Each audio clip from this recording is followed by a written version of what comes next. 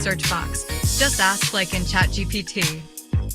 For example, you can search what the class numbers are for birthday party, graduation, wedding, baby shower, memorial, or any other project or theme. Notebook LM will tell you which class numbers cover the topic that you're looking for. Once you've found the class number, go back to the unlocking 4 to 8 at the back end. Scroll straight to that class number. There you'll find the complete video lesson, downloadable files, and all other resources for that class. It's a quick and easy way to find exactly what you need so you can spend more time creating and less time searching. Now you're ready to find any class in seconds. Start searching, keep creating, and have fun learning with Innate Academy.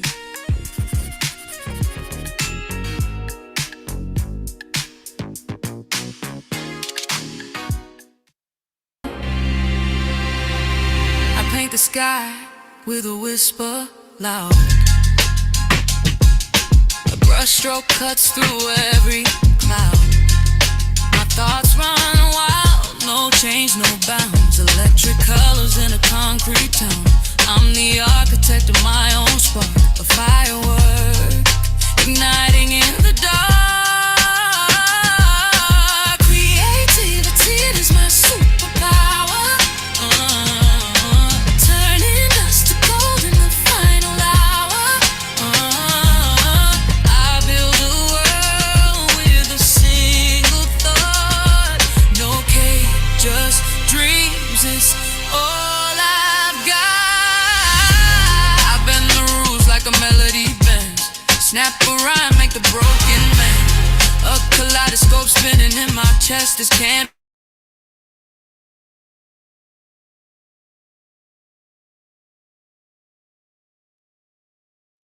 What's up, my loves and fellow creatives? Welcome to our AI class for tonight, where we're going to be doing a couple of different things. One is we are getting images ready in order to do our next AI class, which involves us getting the best version of the images and creating a video from those images. So if you've ever been asked to create a video for a memorial project or a wedding or etc., this is going to be a really great class for you, because you're going to understand some of the images that are going to come to you are not going to be ideal. So with that, I used to really have to work some images for an hour or two before they were acceptable in order to use for some of these big projects. But now we'll be able to do that a lot easier with AI, with Photoshop, and a combination of those things. So in the chat, if you could tell me any project that you've ever done, doesn't have to be a memorial project, because everything that you're learning is a universal principle when it comes to preparing your jobs. So it might have been a birthday shirt order, it might have been like a kid's shirt order, might have been a graduation order. What is just one of the things that you've encountered where someone sent you an image and it just seemed like it was unworkable, or it was just too much hassle? It was just a lot of trouble to try to use that image in order to produce a high quality product. If you could tell me in the chat, I have covered a lot of those because I've been getting them for over 20 years. So I know exactly what you're talking about. But just in case you have something that I have not handled just yet, I would like to know anything. I'm going to give you some of my examples, and then you can tell me how you feel about them. As a matter of fact, I'm going to go through each of the images, and then I want you to tell me in the chat. You can put the number of the image in the chat if you've ever dealt with this. So for number one, a selfie image, but they want that to be like the hero image or the main image. You can literally see the arm in there. It's got other people in here that might need to be cropped out. If you ever had a project where someone gave you an image like that, I'm gonna show you what to do with it. But I want to see what you all have dealt with problem-wise, so I can make those the primary things we solve today. Okay. If you've never dealt with any of these issues, it's fine. But I'm letting you know that it's a possibility you're going to run up on these things, especially when you start offering experiences like, hey, I can create your memorial video with the music and all of those things. I guarantee you're going to run into some issues. Okay, so some of you have seen one. All right, cool. Number two, pretty much same issue. It's like, all right, well, I need a picture of her, but it's got other people in the image, or it's at a weird angle. Like, what do I do with that? Like, is it's at an angle? So do I just put the image at an angle, or do I correct that? That sort of thing. Even the lighting in the image is an awkward kind of lighting. So you can fix that as well. Let's say for the video, we are doing this beautiful 16:9 video that's going to play on the TV, but the image that they send you is a portrait style, but we need to make this work for a wide video, right? So if that's ever happened to you before, give me a 3 in the chat. And like I say, everything that y'all tell me y'all ever struggled with, I'm gonna make sure we touch on that tonight. Right? What about it's some junk in the background? Like, child, you sure you want me to use that picture? 4, if you ever seen the photo, like, dang, if I could just change that background a little bit, we could do something about that. Okay. 5, if you ever had an issue with like rips and tears, or just poor quality actual physical photo, and you don't know what to do with it, give me a 5 in the chat if you've ever gotten one of those. 6 is similar, but this one doesn't have any color. So have you ever received an image that might be like a little bit older and it's not colorized? We can actually show you how to colorize those as well. Cool, cool. And this one, again, gorgeous photo, but it's like got her feet cut off. And let's say they wanted to make a standee of this one, right? And she ain't got no feet. How we gonna standee with no feet? Y'all ever made a standee with no feet? Well, we got to create some feet there. If you ever run into that kind of issue, give me a 7. Or maybe they wanted a longer version of the image, but it's just nothing there to work with. So let me know if you've ever run into that. Give me a 7 in the chat. And like I said, this is common for standees. Like, they'll give you a picture and it's like, okay, am I supposed to make up pants and feet, or what do you want me to do? Or they'll give you a picture of them standing up with their full body, but it's so poor quality. So you can actually mix the two of those if you needed to, like to achieve the output, but to do it at a higher resolution. What about like some poor quality lighting? Like, you just can't really see the faces real clear. The contrast is low. This will be 9. I apologize. I think I don't have an 8. That's a 9. So that was 9, but I get, if y'all put an 8, I know what you mean. Cool, cool. Number 10. Beautiful picture, but it's got some random folks in the background there. We can kind of remove those folks and make this more focused on her, right? If you've ever needed to do something like that, like remove people out the background, give me a 10. Okay, but still, you know, keep a background in there, because of course we can just remove her from the background. But when you're creating these videos, you want them to look like natural photos and not just like you know, cut out PNG on a random abstract background.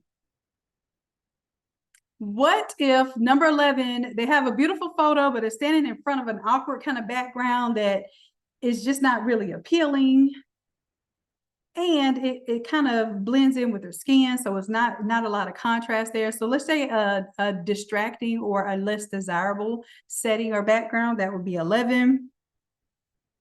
Okay. Okay, y'all have experienced some of these issues. Okay. Now this one, beautiful, shows her character. She's laughing and smiling, but child, it's a whole trash can in the background with all kind of field trash, and she holding her plate or whatnot.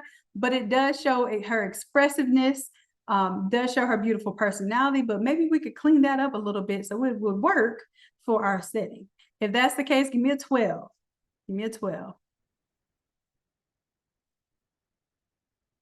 All right, and 12 and 13 are pretty much the same. Like, hey, you got some of this stuff in the background that just could be cleaned up and make the image look a little bit better. So 12 and 13 are pretty much one and the same there. And if you're wondering how I made these images, I will show you and tell you on an AI class on Thursday, because you may want to take your character and make some bad representations of your images. Why? Because didn't y'all say that y'all wanted to be photo restoration and photo enhancement specialist? Well, what better way to show that you can do that than with these examples? Because now we don't have to use real people and real folks' loved ones as our examples on our website. So if you want me to show you that, put 100 in the chat, because we're doing the video, but I felt like this will be a bonus to the video class for me to show you how to make these type of error types of photos. All right, so y'all do want to, because you may need to do that for your memorial model, for your project. Cool, cool. Well, all right then. So I'll show y'all that on Thursday then. All right, so let's see. This one, I think I'm going to save this one because I want to show you all how to like insert a person that's not in the image, and that is actually a little more advanced of a class. So I'm gonna hold off on that one. In 15, we've already talked about like junk in the background and lighting and that sort of thing.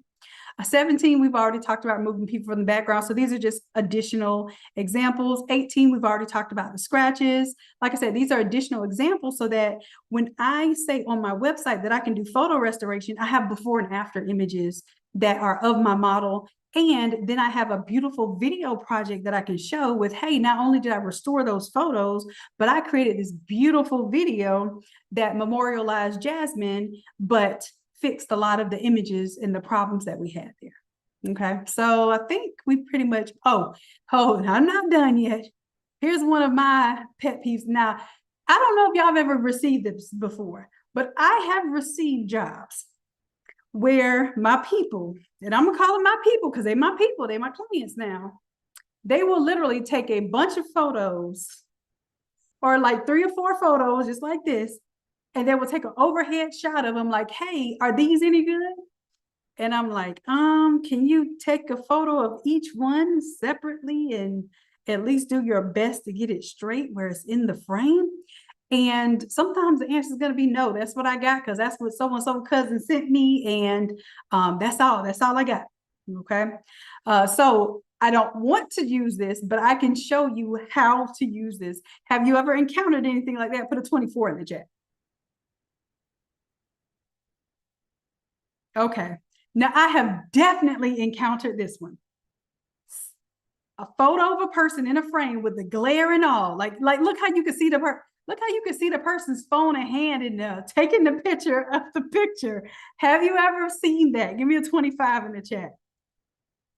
When I tell you how real this was, when I was like, oh yeah, I got to create these scenarios for my people. Because if they ain't seen them yet, they're going to see it.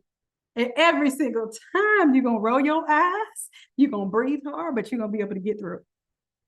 Okay. All right. How about this one? When they send you a screenshot of a screenshot. They send you a screenshot of something from Facebook and Instagram, which when Facebook and Instagram post it, it already dumbs down the image, right? But then they send you a screenshot of it like, hey, can you do something with this? Like, could you at least send me the link to the original post? But no, they're going to send you a screenshot of the bad version of the photo. Okay, so 26, y'all already knew the number to put for that one. All right, cool. I'll show you what to do. Now, this isn't a screenshot of a photo, but I can still show you the same principles of what to do with that. All right, so cool. Also, beautiful picture, right? Like this is a gorgeous picture, Jasmine, but her hand is literally like holding it. So what do you do with that? When you want to use that as a hero image, do you cut the shoulder off? You just be like, let's just make a hard line right here.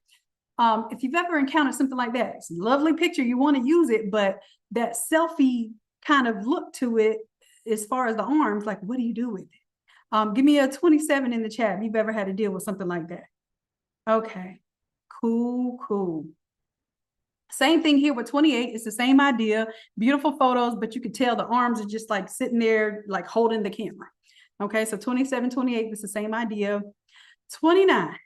Okay, 2 things here. One, and it didn't cut it off as much as it could have, but you got these filters, these beautiful filters, right? So for 29, it's got the filter, but also it cuts off the top of the head. So normally you get this as a double whammy. You get the little butterflies all over the face, plus you get the top of the head cut off because, you know, when you cut the top of the head off, you look cuter or something. I don't know what it is. And then you have to use the cut off top of the head image on a collage or something.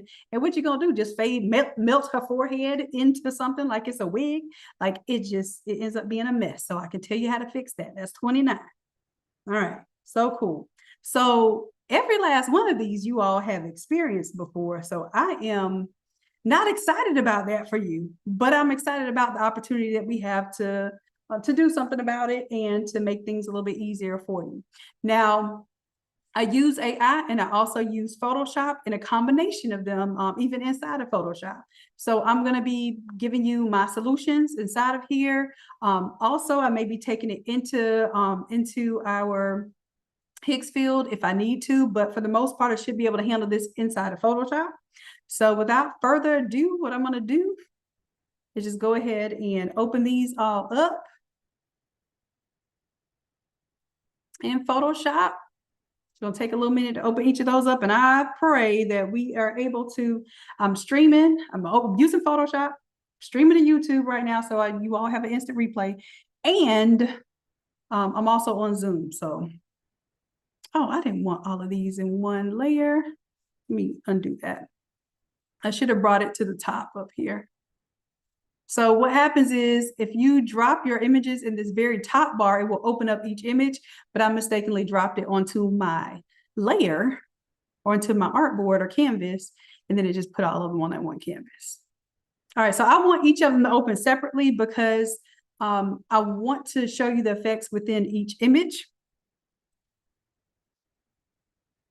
All right, and let's start with, I'm going to get rid of all of these on here.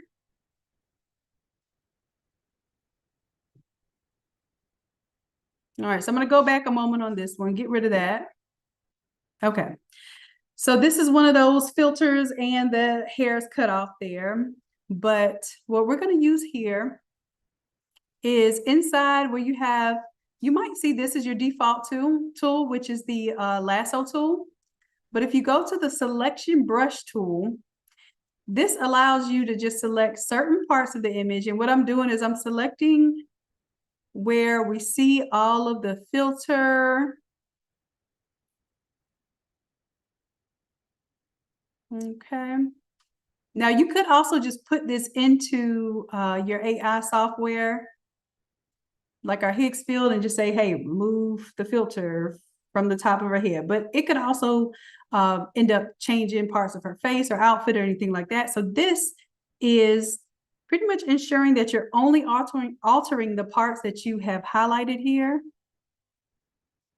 And then what I'm going to do is I'm going to do a generative fill.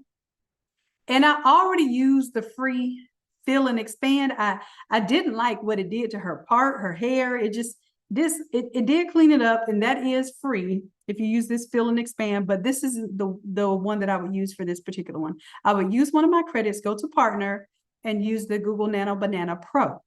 And here I would say to remove, oops, where am I typing?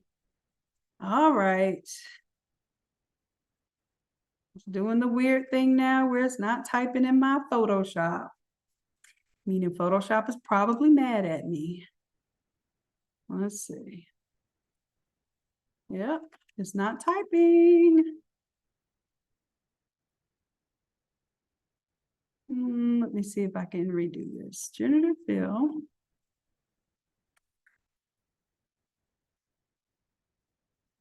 What's going on here? All right. So we're showing out a little bit here.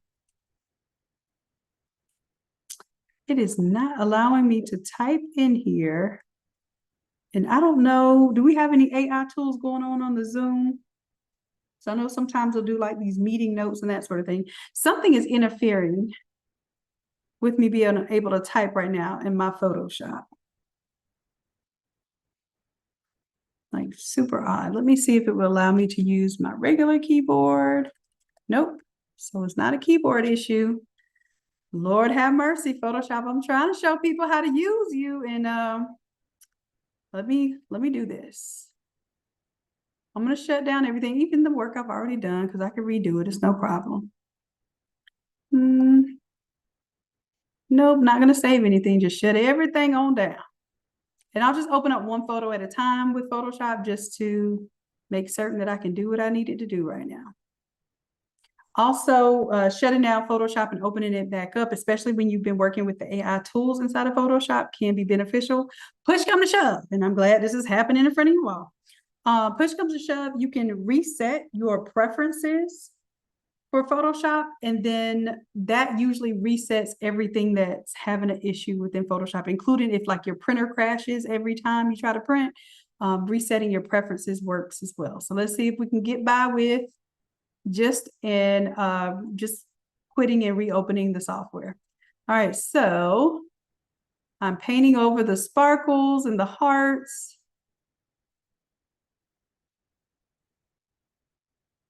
Used to be one of the things I could not stand the most, because I used to have to do all of this manually. All right, so I think I have most of the filter there, and then any part of the hair that might be caught up in the filter, I'm going to grab that too. Now, generative fill, we're not going to do Firefly, we're going to do Nano Banana Pro. And then we're going to hit, oh Lord, this has to do something with my zoom. Let me see. Because this wasn't doing this before.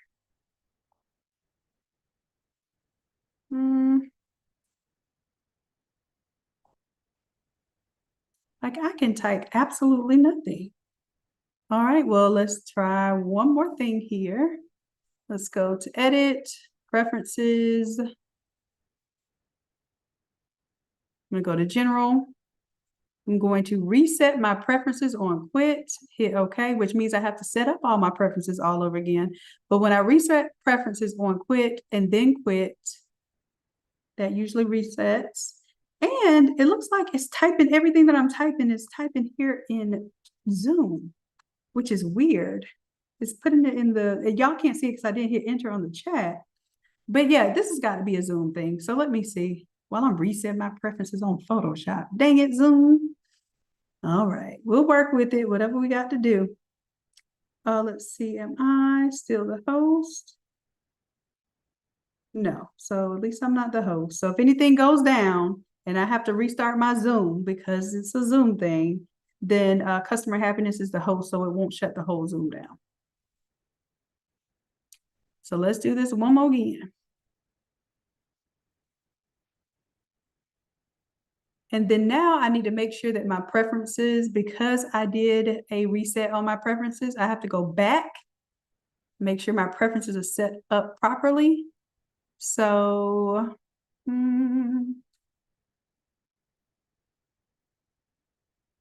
auto update open file based documents. I usually turn that on. It helps me with the Automizer.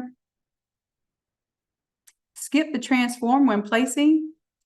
I turn that on so that when I'm dragging and dropping like 10, 20, 30 images into a document, I don't have to hit enter to transform each one. It just skips that step and puts all 30 of them in there. And then it automatically resizes it. So maybe this is giving me an opportunity to show you how I set up my preferences. Let's see what else. Don't really mess with anything here or here. Yeah, don't mess with anything there for my tools.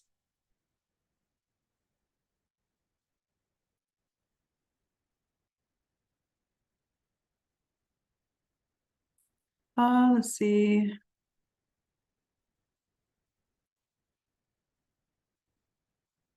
File handling. I definitely changed this to enable legacy save as, and do not append copy to the file name when saving a copy.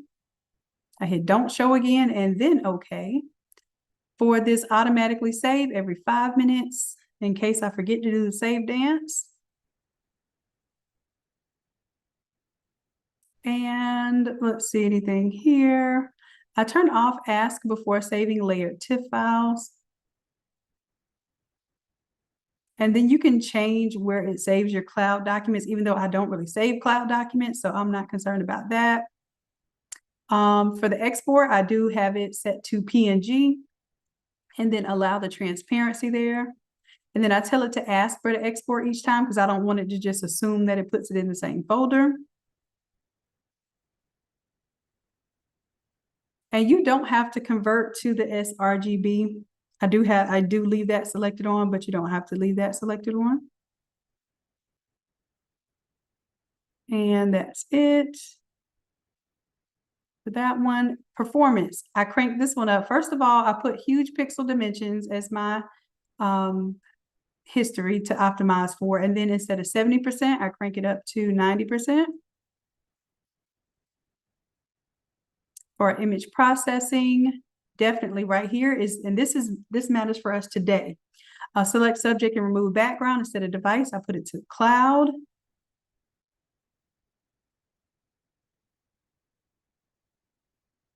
All right, and then scratch disks. I have my C drive, but I also have it backup. But as long as you have about 250 or better on your free space on your C drive, you're good. If you don't, you're in trouble. If you're doing larger files, just let me let you know that. I don't change anything here and here. Units, this is by default, but this is what you want, 300 pixels per inch. For the print resolution, screen resolution is 72. And I don't change anything here. For plugins, I make sure that enable generator is turned on here. And I believe that is it. That's it. So I'm going to hit OK. And in order for these things to take effect, because I just changed my preferences, I do have to close out of Photoshop and open it back up. All right, so let's do this. Did going through those preferences help at all? If that helped y'all, give me 100 in the chat. Let me know. I don't do stuff like that often, but if it's helpful, let me know. Okay, cool, cool. All right, now I'm going to exit out of the chat. So just in case it thinks that I want to chat and not talk to my Photoshop. Let's see how that works out. And again, if you cannot find the selection brush tool, it's usually under this lasso tool. You hold it down and then you can find the selection brush tool. And yeah, because I can tell my brush is even harder this time. It's not as soft. And I can tell you how to change the softness of your brush as well. Right here, your brush size, I have it on 200. The hardness is at 100%. You can turn it on 0 if you want it soft. See how that kind of feathers? I prefer a feathered edge just in case something gets a little crazy. That feathered edge usually makes it less harsh. All right, so now let's see if we hit generative fill. It's going to take me through like I've never had Photoshop set up before. It's going to tell me about generative credits. I'll say okay. And for this one, I'm going to use Nano Banana Pro. Use the partner models. And there are limitations, like you only have so many credits you can use from the partner models before they expect you to pay. But in the meantime, we're going to use what we can. All right, now let's see. Can I type? Thank you, Lord. Remove the filter effects.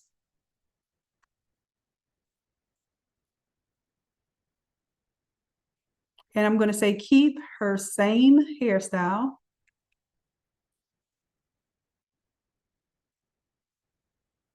That's it. Hit generate.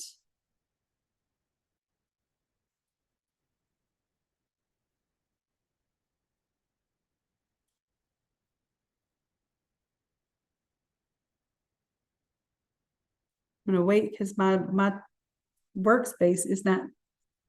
When you do reset preferences on quit, it also resets your workspace.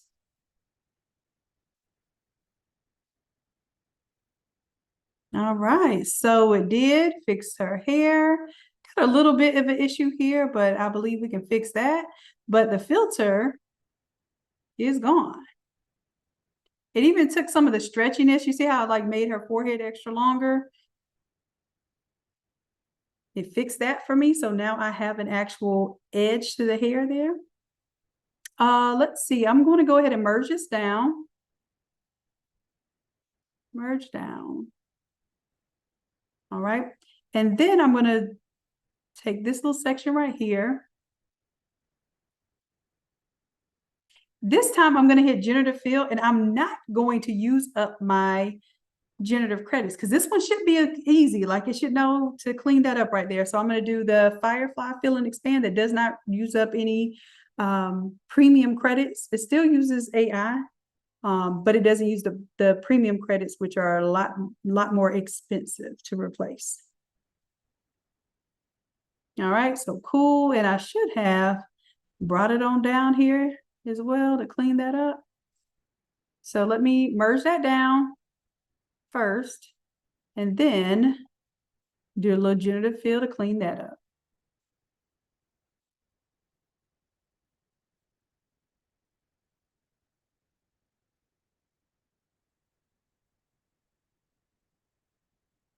Oh, did I hit generate?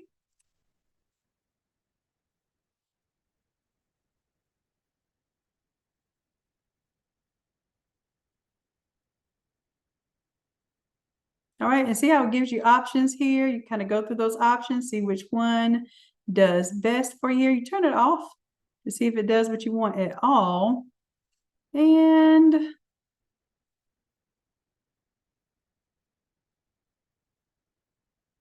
turn it back on. I feel like all it did was blend that TV into her hair, and that's not what I wanted. So I'm going to delete that layer altogether because I didn't like any of those options. And this time what I'm going to do is just go on those flyaways and just hit remove.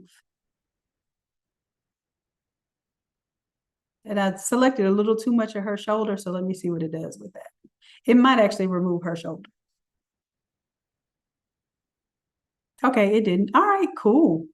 That did a little bit better there. Now remove, when you use the remove, it doesn't use up your AI credits like generate does. So remove is a good one to where, let's say, I don't like the fact that I can see like this in the background and like the refrigerator there and that like that light behind her head.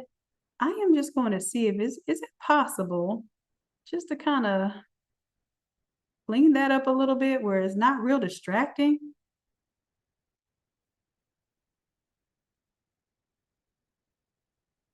Now this one I could have hit remove as well. Generative fill is going to attempt to put something new in the background there, which I think it did a bad job of her hair right there. It tried, but that's not what's up. That one right there looks better, but still that doesn't look good. So what I'm going to do, I'm going to go back and see if the remove tool does better.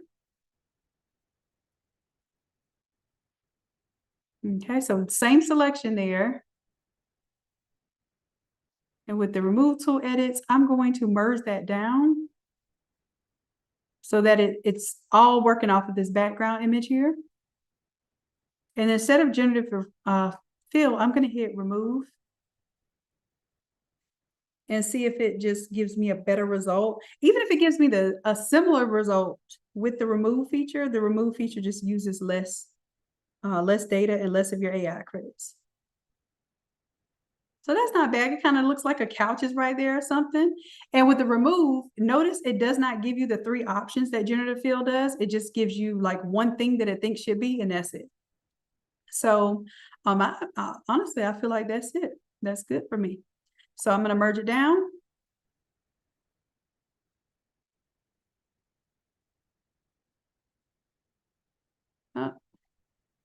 And let me do a save as.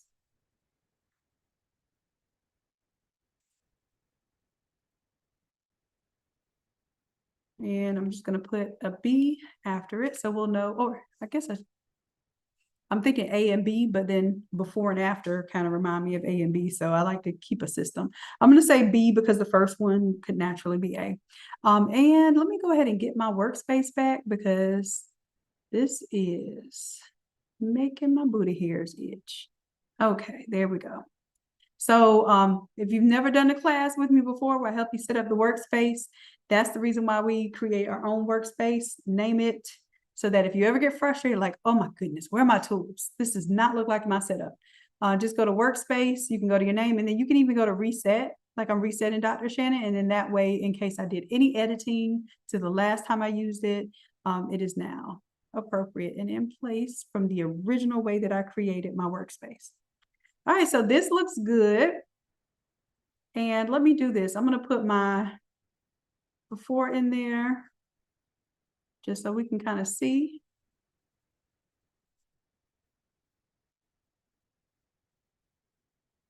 Duh, Deidre, that wasn't the before. See, I told you I was going to confuse myself with that B. We need the regular one with the filter on it.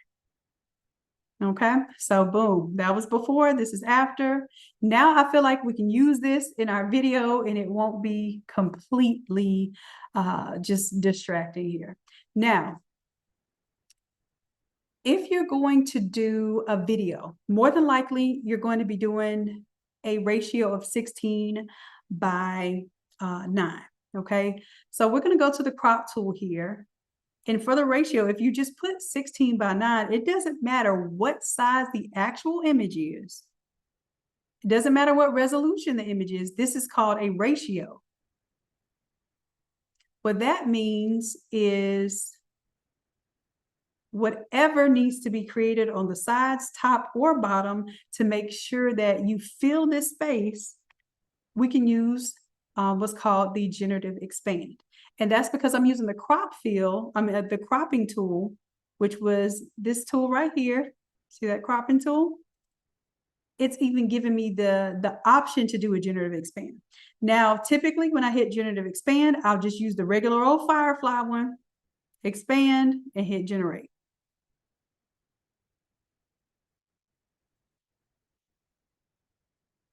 Now, it doesn't really, I'm going to say it uses its own mind for the most part, so you don't have to describe much, but sometimes its mind is not as great as yours. So like, I don't know what this part of the sofa is versus this part. This generative expand did not do too great. And that's because that TV was there. So now I was thinking that that's a part of the chair. However, I will say that it did add like the rest of her jacket. That's not bad. I'm not mad at that. So if we were to look at the before and after, I could see why I would be a little confused there, but that couch looks crazy.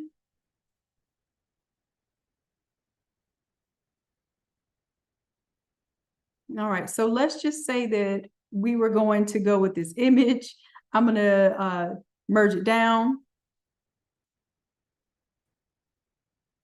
And now this image is wide enough for us like to zoom into or do anything like that, but I'm not feeling this couch, okay? So we can go to our selection brush tool. And I'm gonna make my brush bigger by going, hold it down, hit Control and Alt, nope, Alt, there it is. I'm just holding down Alt. And if you go to the left, it gets smaller, go to the right, it gets bigger. And if you go up, it gets softer. If you go down, it gets to be a harder brush. So I still want some softness to it, but I just want a little more coverage, a little quicker. And of course, you don't have to use this brush tool at all. You can use the lasso tool, anything that's a selection tool. You can use any of these as well. The brush tool just kind of helps identify what I want to do real quickly. All right, so for this one, now I'm going to go to generative fill. And I'm going to say, let's do a velvet couch. And let me be a little more specific.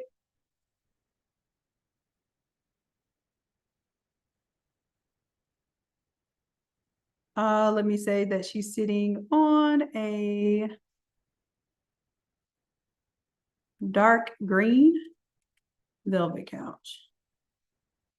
Now I'm going to use Firefly. I'm going to take this same prompt. I'm going to use Firefly, and let's cross our fingers with this one, because we can also use our Gemini, but it takes up more credit. So let's see what happens, especially while I'm live, y'all. When your internet is being stressed out, this generative fill and any kind of AI inside of Photoshop can get a little crazy. Oh, what if you need to expand above her head? Same exact thing that I did to the sides, D. That's actually what I do for every last one of those ones where it cuts off her head. That same thing where I took the crop tool, I would just pull it up a little bit above her head and then just let it do the generative expand for the top of her head. That's a good one. As a matter of fact, I'll demonstrate that to you with one of the other photos. Because I think I had a few Photoshop tutorials where I showed y'all how I used to build people's hair from scratch. And I'm talking about, I don't know how to do the first hairstyle, wig style, none of that stuff.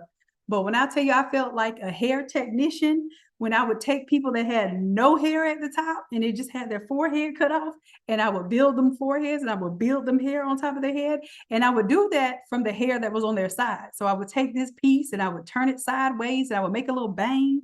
I would make a little part. Y'all, thank goodness we don't have to do that anymore. Now, what's going on, Photoshop? Oh, did I not hit generate? I was doing all that talking. I didn't hit generate. Let's see what happens here. So Firefly, I'm giving you a chance not to mess up in front of my people now.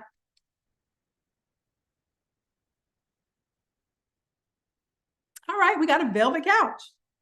I would actually be okay somewhat with that. Let's see if we get it. Ooh, that one's better. It's doing a little weirdness, you know, with this little angle right here. That was probably believable. Like, especially if I'm you, and I want you to think about this in the context that you're using it to. The only reason why I'm creating stuff on the outside is so that when I create my video has something it can zoom into or pan out of, or, you know, do a transition from one image to the next, because I'm doing a full screen like video that you would play on the TV, right? I can't stand when I see a TV video that somebody does and it's just like the portrait and it's just black on the sides. Do y'all like that, or does that bother you too? If it makes something on you itch, it ain't got to be your booty hairs, but if it makes something on you itch, just put itch in the chat. Like, it makes you itch. It just, I can't do it. I can't look at it. Just like them hard edges, them edges that don't fade off, them square and rectangular paste on shirts. Makes me itch. Can't stand it. Okay. All right. So we in the same boat. I knew we was a tribe for a reason. So this is okay. All right. So I'm going to take the same section here. I'm going to go control, select that same little section there. I'm going to turn this off. Go back to my background layer. This time I'm going to do generative fill, and I'm going to use up my little nano banana credits. Same prompt. Well, I thought it was the same prompt. It is, that's what it's doing. It keeps pasting inside of my Zoom. Like, Zoom, stop playing with me, please. Why do you have to control everything? Lord have mercy. That's what it's doing. It's going over to my Zoom. And then it's like locking me down to where I can only comment in Zoom and not in my Photoshop. All right, so we're doing this with Nano Banana. Show us what you can do. Now, here's the other thing. If you want to save your credits for Nano Banana, because if you have Hicksfield, you have a lot of credits that you can use inside of Hicksfield, right? What you can do your little Firefly presentation like you just did. Get your little 8-up couch. I like what it did here. I'm not crazy about the background that it cut out there, but it should have blended it in. I think that maybe because I had this one on, yeah, I'm thinking that was my issue. But like, see how the perspective is better here? It's more believable. So let's do this. Let's take this little image right here. This is our O29B. So this is what we completed. And I'm going to get rid of everything except this little background here. Save it.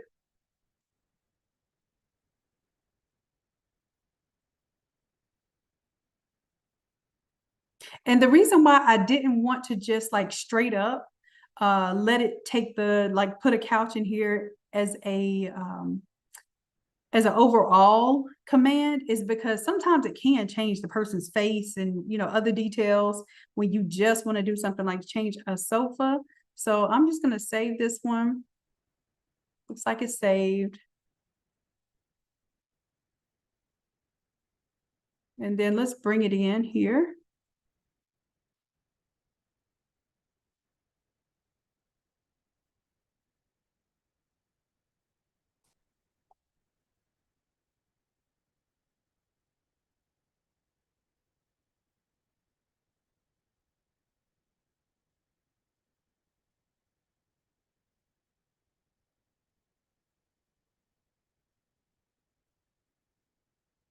And I'm going to say in a contemporary living room.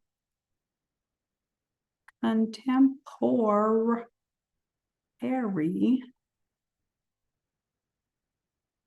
All right, so now here's what's important.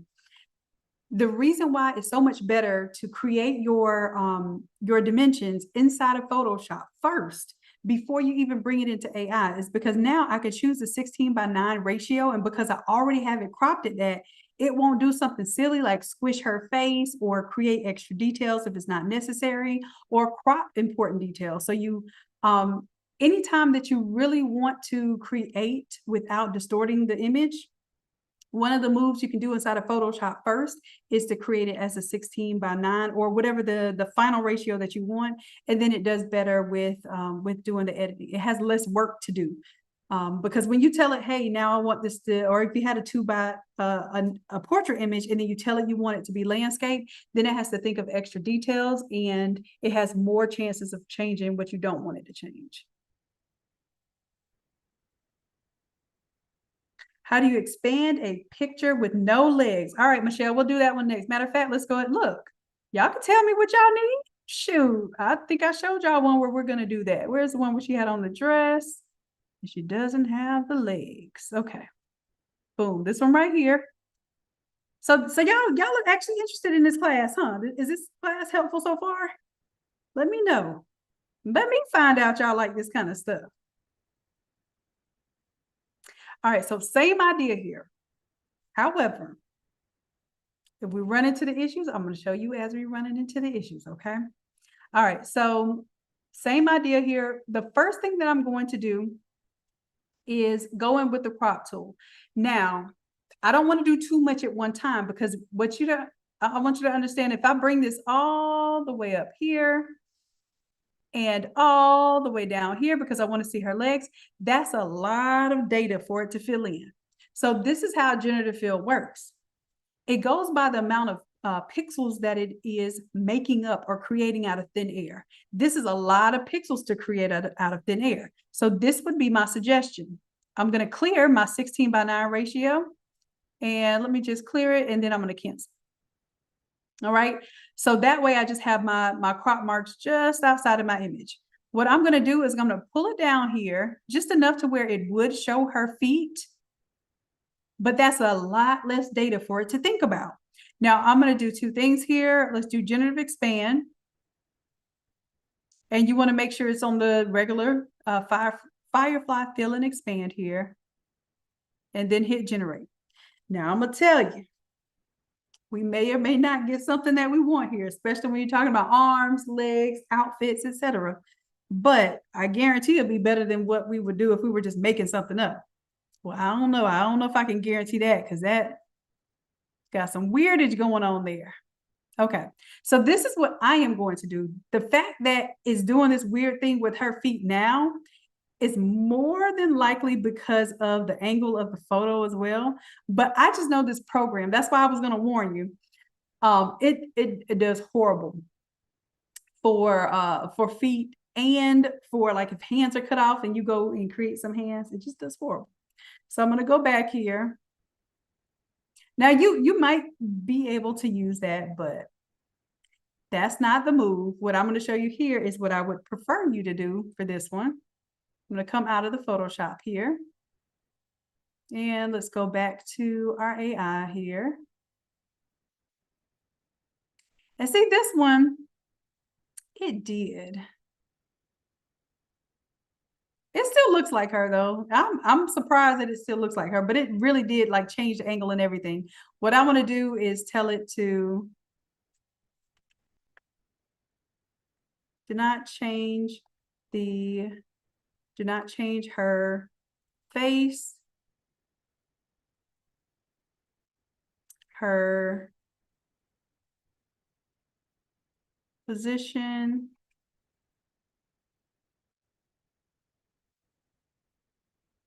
just change the background. And I'm going to run that again. But honestly, I like this better because it doesn't seem like a selfie, because this one sort of looked like her arm was reaching out to hold the camera, but this makes her environment look bomb. Like even if it's not her house, like she could be in a fancy hotel room or something, and this is just a beautiful image there. So this is the type of stuff that I would focus on. If I were doing a high quality video, I would charge accordingly though, because the video should be based on how many images that you are incorporating. And this one looks like it brightened up. Doesn't look so realistic though. I don't like that. I would rerun that one at least 1 or 2 more times. Oh, I would say match the lighting.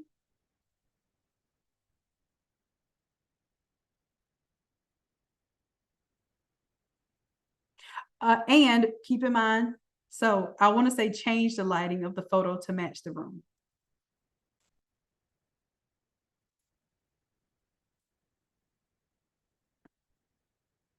Reason why, because see how she has this filter on? This filter naturally makes her face like really bright and unnatural color.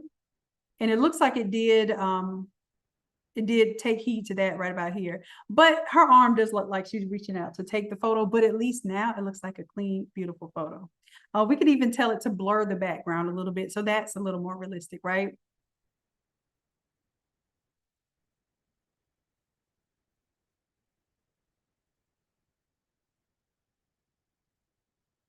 Out of focus slightly. Anyways, child, this is why you got to be charging for them image enhancements. But now I can say, hey, my before picture can show like this. My after picture, that's why I want to get my after picture right, because I want people to see why they're paying me for every photo that you want me to enhance. You got to pay me. This takes time, right?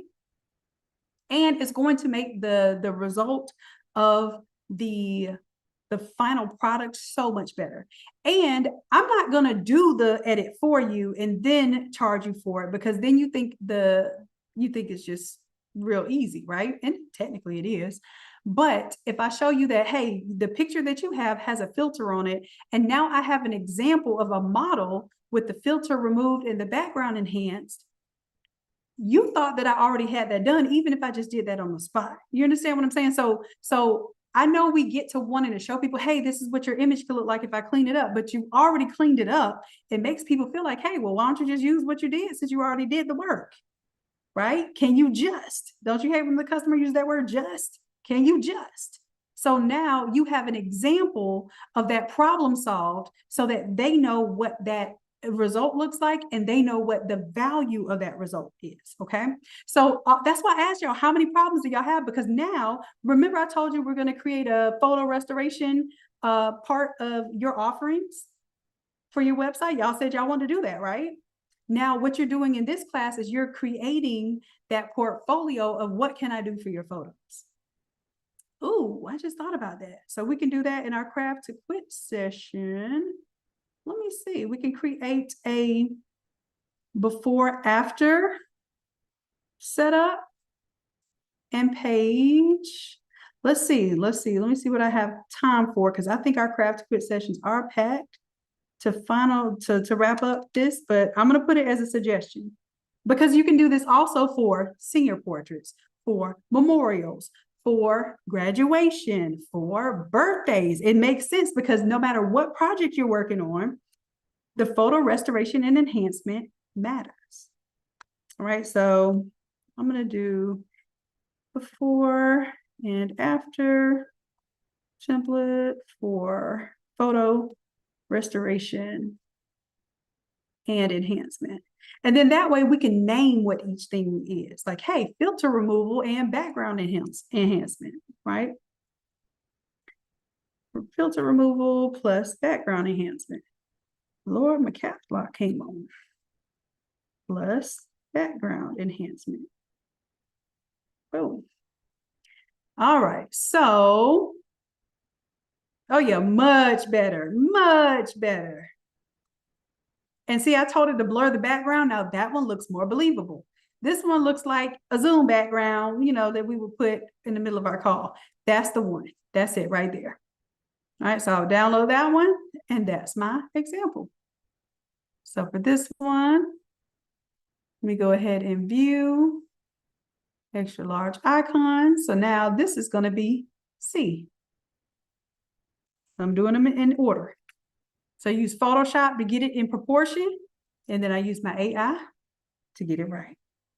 This does look good, doesn't it, Christy? And I'm telling you, you are going to be able to make your projects look so much substantially greater. Like imagine your video with the little crazy photos they be giving us, and then imagine your video with these enhanced, gorgeous images. Like you're not going to be able to convince people to go down.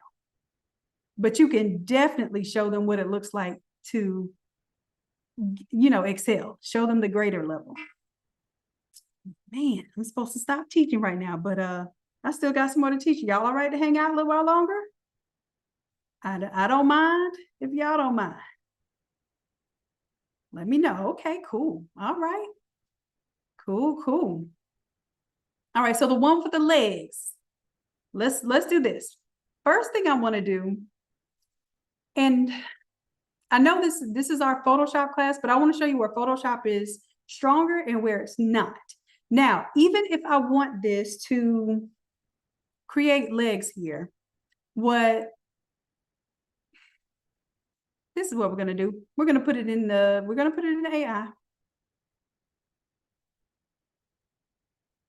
And we're going to change the ratio to, instead of 16:9, we're going to change it to 9:16, which is pretty much just like the phone, because more than likely this was taken on a phone as far as the AI is considered. All right, so let's go ahead and drop this image.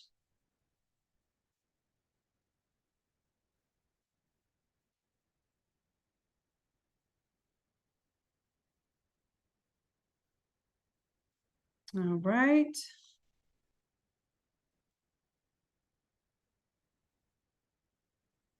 Now, here's a trick. If you just describe shoes, most of the time it's going to show the shoes. So what shoes she's wearing, what color shoes? Do we want to say she's wearing like nude colored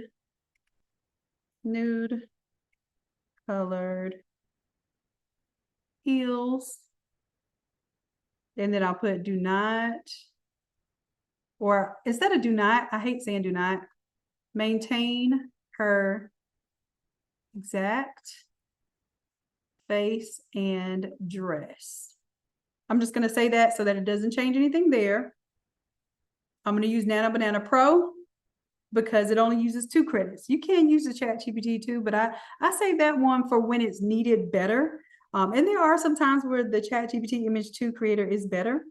I feel like it's better at creating flyers and that sort of thing. But when it's not necessary, I go to my Nano Banana Pro because it produces good photography effects for a fraction of the credits. So Nano Banana uses 2. ChatGPT Image 2 uses up 7 credits. All right, let's see what we got here. All right, so she has her new color heels on there. I feel like this heel is it definitely is different than this one. So I would rerun that. Now, I'm like, oh, can I show y'all extra tip? Like while we're here, let me generate that one more time.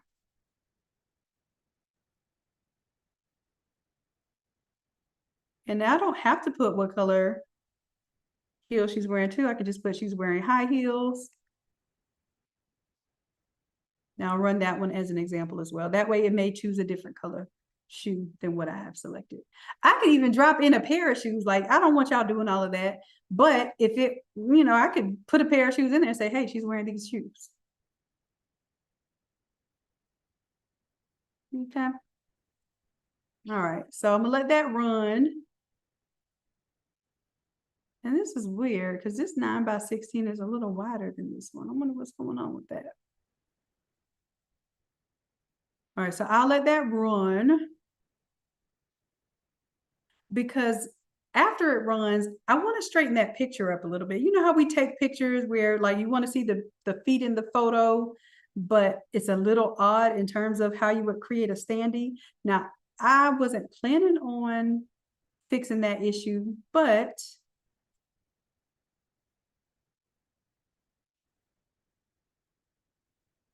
and then I'm looking also to see how I made her smile, and I didn't have her smiling. So I'm gonna go with this one just because I don't believe it changed her smile there.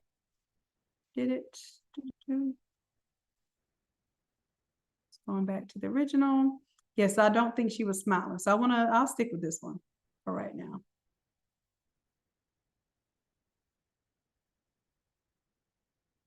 So I'm gonna reference this image here.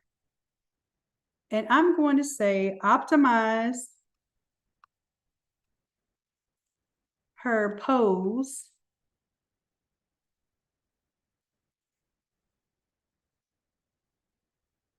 so that it is best for a standee contour cutout.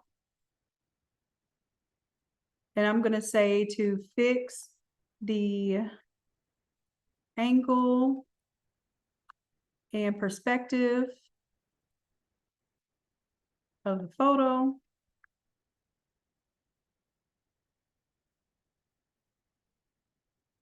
And, oh, I said optimize her pose.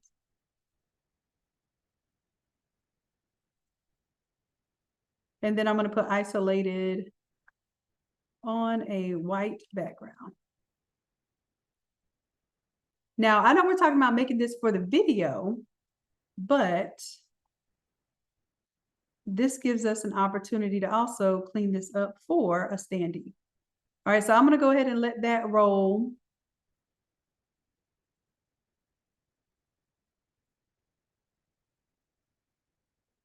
And then I'll use this one. I like these shoes. And it's just see how I just happened to do nude shoes, even though we said nude once, but I think maybe it had a little bit of a nude shoe in there, so it expected it to be that. So let's go ahead and download that one. And then this would be our second iteration. So I'll call that B. And then I will still bring this into Photoshop. And again, I want to change my ratio to 16:9.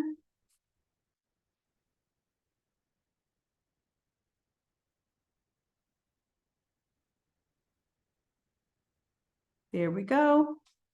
And now it should just be creating this background, but that's still a lot of background. Keep in mind that this is 2/3 of the image that we're going to create off of AI. So may or may not give it what you want, but let's go ahead and generate here. And it'll do the fill and expand.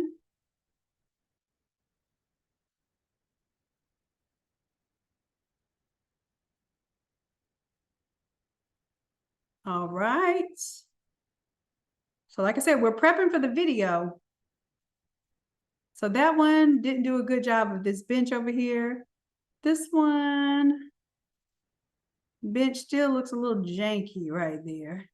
This one, the bench looks the best. Shadow, this is a believable shadow, even though the rest of her shadow is all the way up there on the chair, but hey, that's all right. Now here on the fence, looking at the fence, this one did a better job on the fence. Let me duplicate this. I don't want to have to show y'all all this, but let's say I liked the shadow and the bench of the first one. I'm going to rasterize that layer. Come to this one, and I like the fence of, I don't like the fence of any of these, but 2 was better. Then I can rasterize that one. Then what I can do is take my brush and on the layer mask, I'm going to make my brush larger here. Make sure the black is selected. Is it making sense to y'all? So now I just remixed 2 different AI solutions to this image. All right, and then I can take all of it and just merge it all together. Now, if I ever show y'all something that's helpful, y'all gotta let me know in the chat. Something like, oh, well, that was different, that was new. I learned something on that. Or otherwise, I just think I'm just here boring y'all. Y'all gotta let me know. Let me know. All right, so we just remixed using the generative fill on both of those. And I didn't know if y'all know that you have an option to duplicate it and choose a portion of one of the suggestions and a portion of the other suggestion, especially if you go ahead and rasterize those two versions. All right, so that was helpful. Let me know in the chat. All right, so now this 16 by 19 is done. Now I'm going to label this as C, so we know that we did something different. Because now we went from a portrait style image to the wide image. And the whole point of everything that we're doing today is to prep these images so that we can create a beautiful video.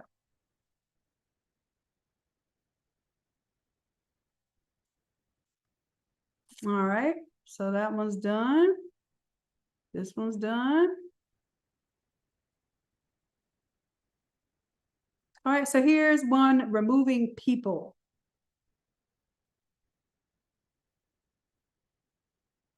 So we can do a couple of things with this. One is we can just, no, not me just painting all over the picture. Let's use the selection brush tool. And then what we can do is select the people here and just hit remove. That's the simplest thing you can do. It doesn't use up your AI credits, but it does use AI. And I believe that's what it just told you. Look how this like perfectly spells happy birthday. I'm so used to AI making things like that look crazy. It just blows my mind that it can spell correctly now. I thought that would be a couple of years away, the way that it was messing up before. And it still does. All right, all right. Go remove tool. That actually looks pretty good. I would rock with that just as is. Now, if you use generative fill, you see how these bricks look a little crazy here, but I think I can still deal with that. All right, again, let's go ahead and merge that down just to keep that simple so I'm not using my AI credits. We can use your crop tool. Remember that we have it set to the 16 by 9 ratio, but keep in mind, the more that it has to make, the more you're paying for. So I might even cut a little closer to that cake. Let's see what this generative expand looks like.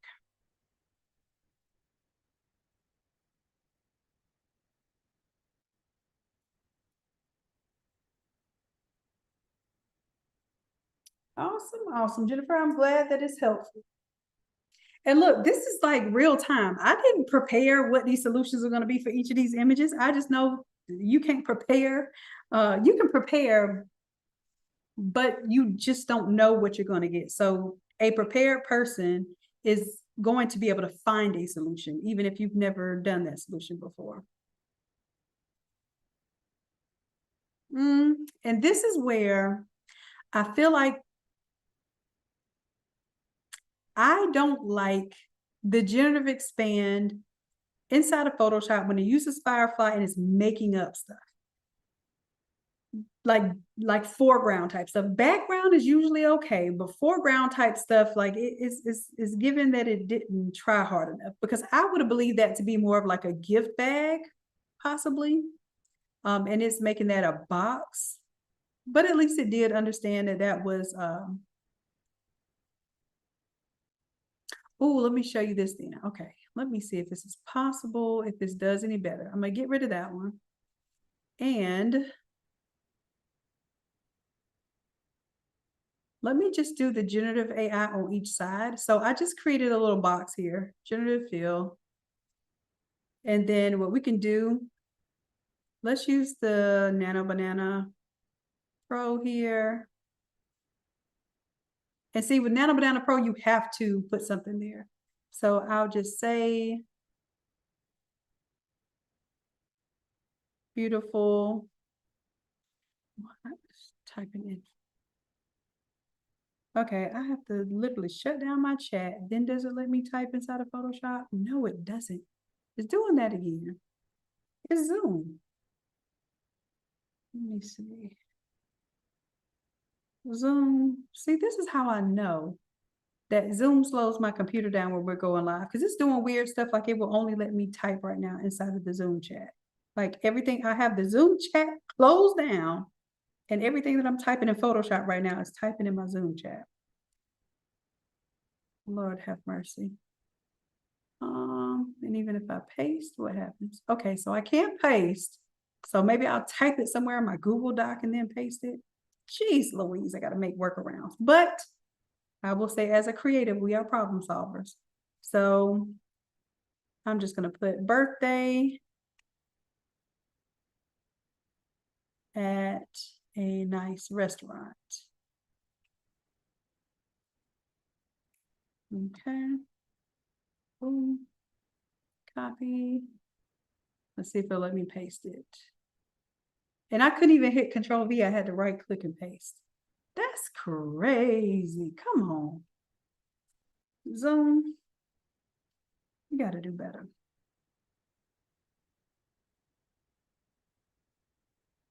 All right. Like I said, this is using AI inside of Photoshop.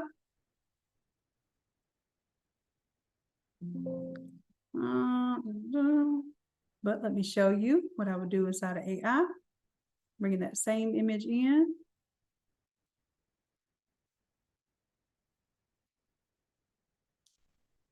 I'm going to go ahead and force this one to be a 16:9 image.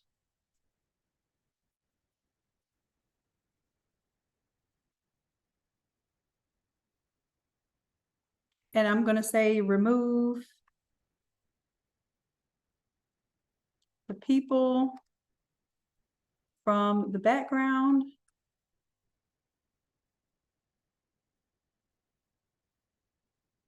And that's it. That's all I'm going to say right now, because I don't want to get too detailed on what I want it to do to extend the background. I just want to see if it's going to do it with my 16:9 ratio. Sometimes what it'll do is it'll zoom into the picture more. It'll crop more of the image off. And if that's the case, you'll tell it to like, hey, make sure that you include the birthday cake or whatever is in the image. You want to make sure that it doesn't cut off.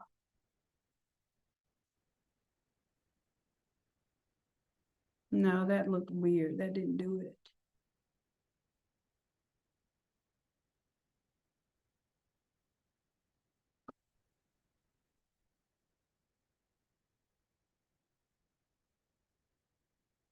There we go. All right, gorgeous. Now let's see, did it change her face? That's what I'm really concerned about. Like it'll change her face, make her smile, like it did change her face. See how it parted her lips a little bit? And some of her teeth are showing, but that's not how it was before originally. So download, let me show you another trick you can do in Photoshop. Download, and this one will be, I'm gonna put a B after.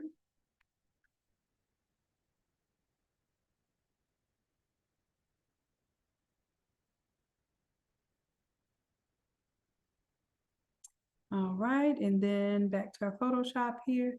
Dang, you gave her a date and all. He ain't even matching up on the page, sir. Yeah, let's get rid of that.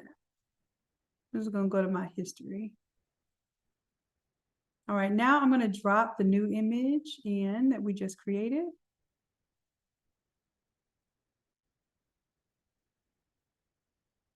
And make sure.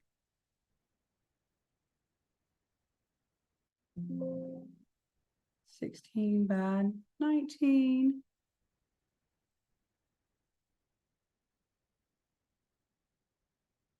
And I'm going to go ahead and bring the opacity down here. See if I can match up her face, because that's what's most important right now. That's really the only thing that is important right now.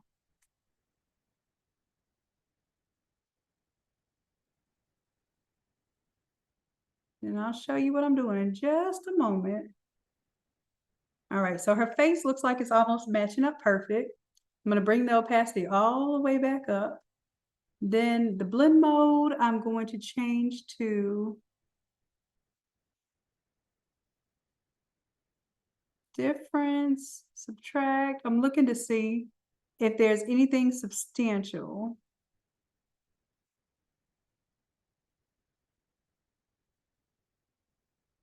We put difference on, then zoom in. Usually anywhere that is white is more what it has more substantially changed. So I'm going to duplicate this one without any change whatsoever.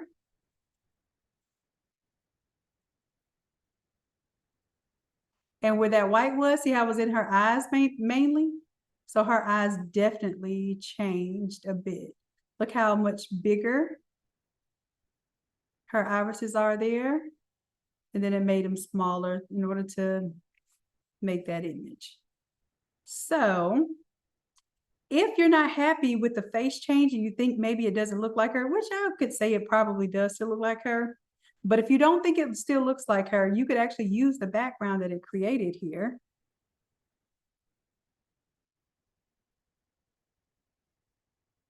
So we can take our original image and duplicate it. Bring it up top.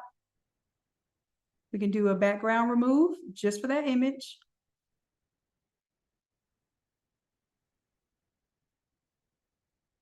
Boom. And then sometimes, you know, it's a little off, so you have to make it a little bigger. But, you know, I didn't know if you know you could do this stuff, but it's there for you if you need it.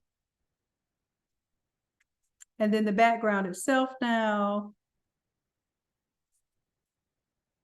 And then she has to be a little bit bigger, the foreground image, in order to make that work. And you know, I want to cut off the top of her hair, but we just remixed AI and Photoshop because I don't like how it altered her face. Right? So, all right, so I'm gonna call this one done. So we're gonna call this one C, and what I'm gonna do is merge it all together. This has got a little too much going on here. All right, so merge these down, or if you just merge everything. There we go. All right, and then now I can save that as C. We did a little change to it from B to C. Oops.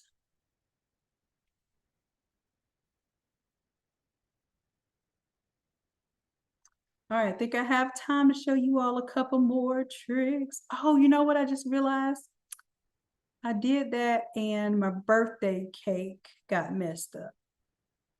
Let me go back before I delete my layers.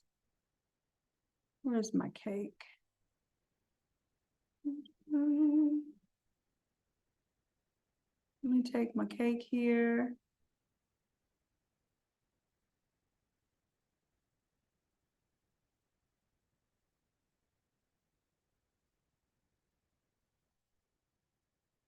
No, that's not the selection I want to use. Oh, I need to be on my background here. Cancel. I'm select this birthday cake here. Let's just do Control J to keep it. And then when I get everything in place, yeah, I think it may have even changed where my cake was. And then this also lets me see, oh, all I have to do is just bring the table back here. Okay. I got a little too fast and furious. So literally I can just set her back from the table a little bit and clean that up. Boom, on this layer mask, grab that brush right there. Just make it a little less harsh here.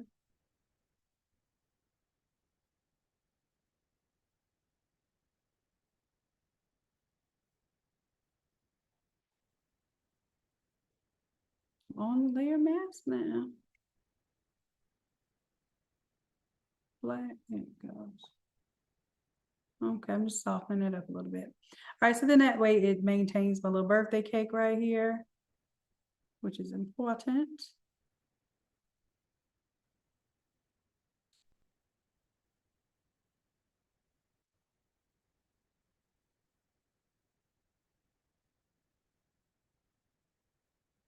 All right, and then I want to bring that part of her hair back there. Here it goes. All right, chat. Well, that was a little more photoshopping than I wanted to do in that one, but it's done. All right, and now I can save over that. Let's see. Delete the layers, yes.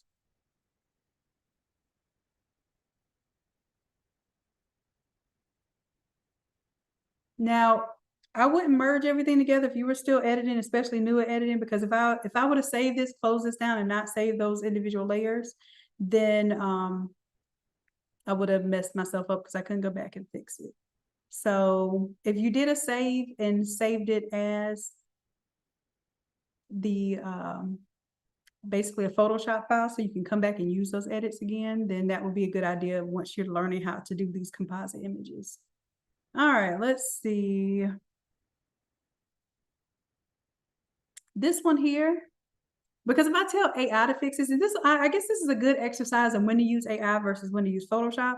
If I tell AI to like, hey, I want you to focus this image better, or,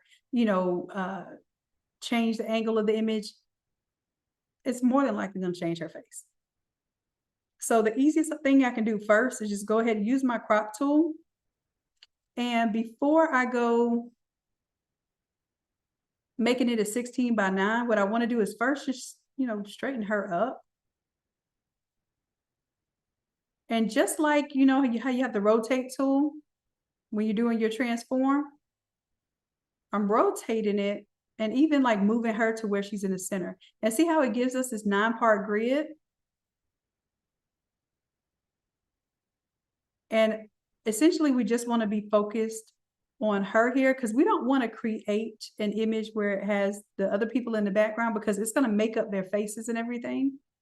So what we're going to do is just make sure that this one is focused on her. Go ahead and create that. Then we can, again, remove the distractions from the background. Not that, husbands and kids are distractions. That's not what I'm saying. All right, we're going to do that little selection brush again and just say this one here. And I'm going to even grab a part of her arm there so that maybe it will make her arm go down here. Now, again, we can do generative fill. You can choose to do the Gemini. I'm going to choose to do the Nano Banana. Or let's see what remove does. Let me go back. Since we have the brush on, let's just see what, because remove doesn't use all those credits, and it may give us a decent result. But because I'm telling it to remove her arm, we're going to see what it does there.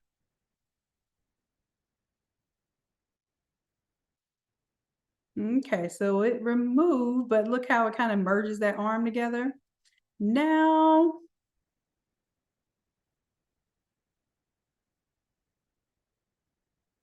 I'm going to go undo remove so you can see what happens when I use generative fill. Let me show you what I'm going to use the paid version of the Gemini, or like the premium version of Gemini. Okay, and here I want to, it's typing in this other thing, and this is gonna drive me crazy. Let's do our regular Firefly where I don't need to put anything. Now the regular Firefly, the one that doesn't use up the premium AI credits, you don't even have to type in anything. It will just make an assumption of what you want to do there. Which is not always a great thing, but let's see. Oh, you know what? I should have also selected this part because I missed a part of his t-shirt. But it realized what I need to do. See how it did its best to make fingers there. And yeah, even that hand there is not making me happy.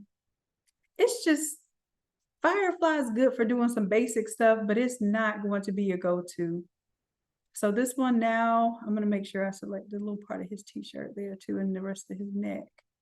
All right, so generative fill. This time I'm going to use Nano Banana.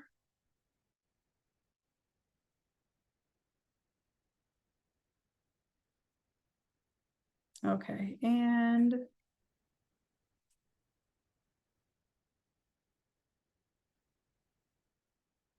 And I'm just gonna put outdoor photo of this woman.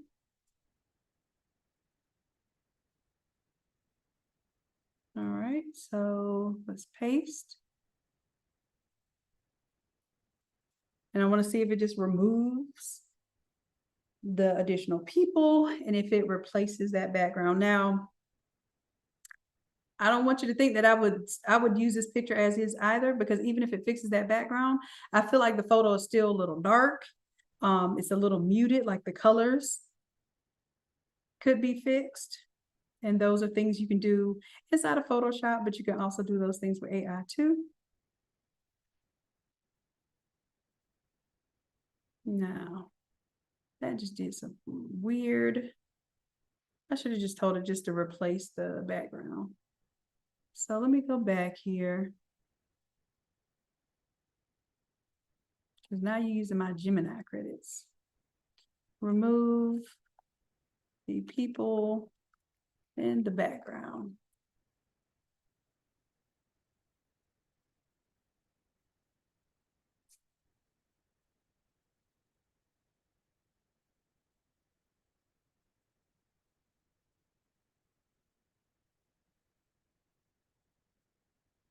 All right, so let that go. And I do want to show you, you know how we were doing the AI, and we already did this a few weeks ago where we were telling it to enhance the photo, remove the cracks and all of that. There is an opportunity to do that in Photoshop as well. So I do want to show you that. Now, what's going on? This ain't acting right. I believe it's Zoom. I'm not gonna lie.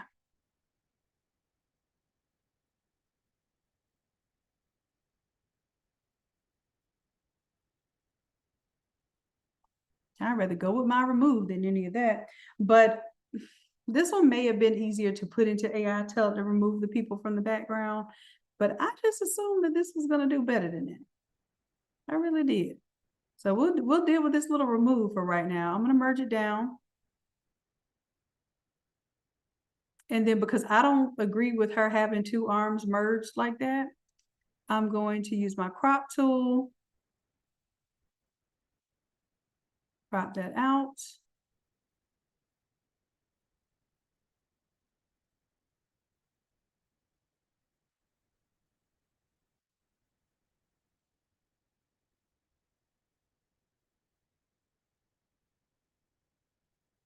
And then from here,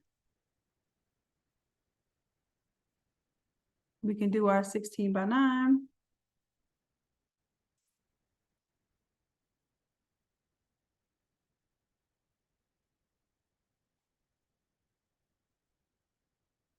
Now let's see what it creates. It might build her husband and her child right back into the. We're gonna see. We're gonna hit generative expand. Use the regular old inexpensive Firefly. But keep in mind, it did mess up her graphics on her shirt, but you could replace those graphics with AI, or you could just leave it alone and see if anybody recognizes it. Or you could put one of your little graphics on there if you want to. Because I don't know what was on the shirt. But this is good. You see what I'm saying? This is good enough to where if I'm going to put this inside of a video, now it has something to pan and zoom and to work with. Okay, that one looks good to me. I'm gonna merge it down. That way it just isn't a large file for no reason. And I can save it as a PNG now. And then I'm gonna save this as.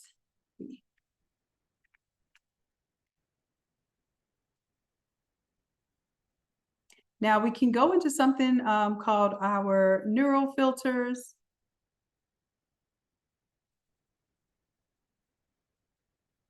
And sometimes these neural filters do take a good deal of computing power. We could turn on Smart Portrait. And this is something you can do inside of Photoshop now. You can increase happiness. You got to give it a little time, but it'll kind of change the shape of her mouth or how she's smiling. You can change hair thickness, facial age, make someone look a little bit younger, skin a little softer. Or if you feel like it's too soft, you can change the facial age to where it looks like it has a little more texture and age to it. And this is taking forever in the cloud. Expressions, you got surprise, anger.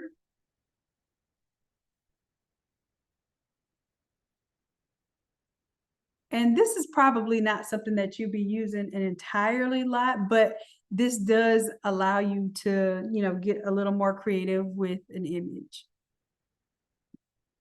I was hoping it would just go ahead and show you the result.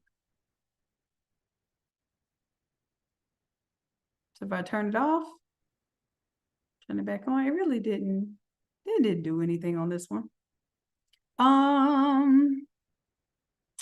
Let me see what may make a difference here. Skin smoother, you can download that one. Like if you actually have some blemishes and things, like without having to do a whole lot of actual Photoshop in each blemish, which you can do that too with certain tools. That's not what we're going to get into today.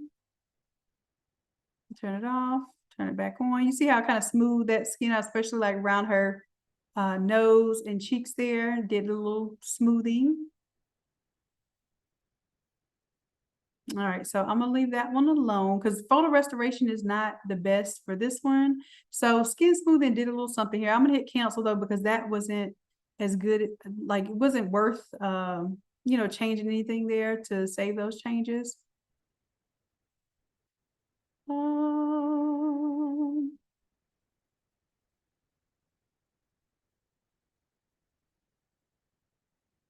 I don't know if I want to do camera raw filter.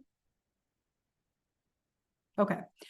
So this one, I am not advanced in whatsoever, but I do know that if you know anything about photography, you can come in here and change exposure, contrast, highlights. Remember I told you her image looked a little, the colorization looked off, and then also it looked like it needed a little more contrast. So we can come here and play with these levels here. The temperature of the image itself, like if it looked like it was a little too warm, you can cool the image down a little bit here. Make it more or less vibrant, more or less saturated. You've got texture and clarity. And I would just toggle each of these until you see if it's an effect that you want to change. Even the vignette. Like if you go to the left, it turns black. To the right, it turns white. I'm just going to give it a slight little vignette. Have y'all ever played with these settings before? I remember a long time ago, I did a tutorial where we used this.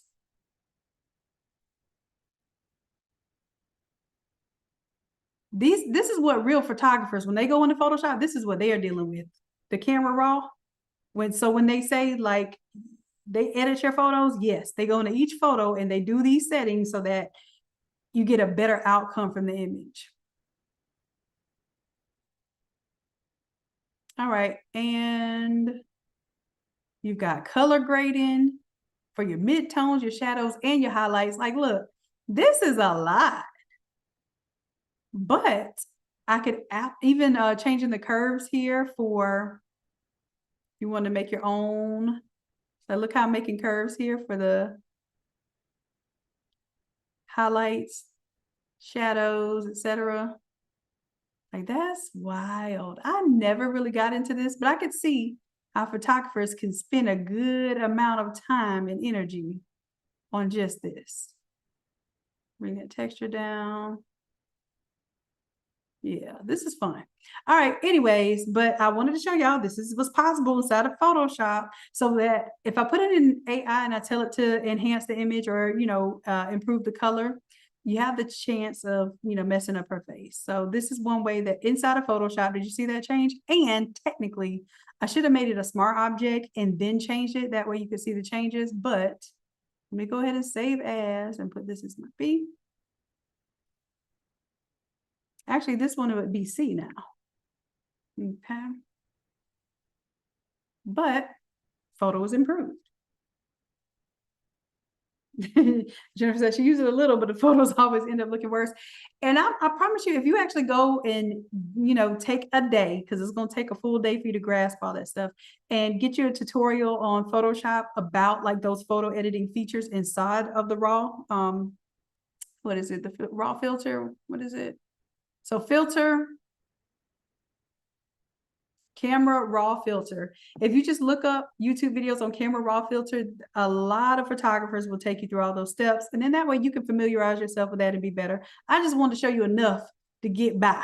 You feel me? Because I don't plan on ever being a photographer or a specialist in photo editing in that respect. But I can definitely respect those that do. And you see how I have this little hard edge on this picture right here where I expanded it? I don't like that. I'm going to take my selection brush tool, make sure I have this layer selected, and I'm going to kind of go right here.